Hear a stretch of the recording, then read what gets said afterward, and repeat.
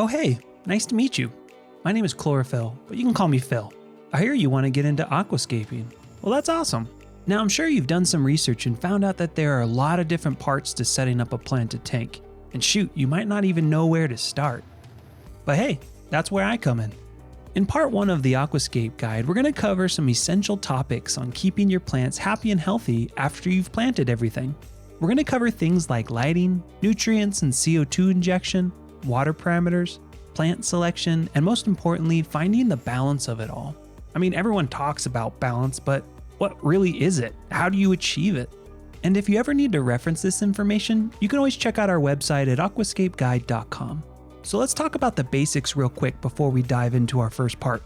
After planting your tank, there are 3 things that your plants need to stay happy and healthy. They are light, nutrients, and CO2. It's really that simple. The hard part is finding out the best way to provide those key ingredients and managing to balance it all.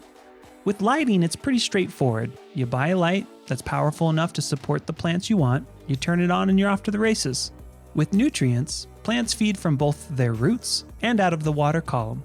We recommend running an aquasoil to provide nutrients to those root-feeding plants, and then an all-in-one liquid fertilizer like Thrive or the EI method to feed plants that are in the water column.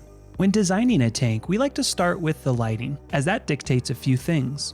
One being what type of plants you can grow, as some require more light than others.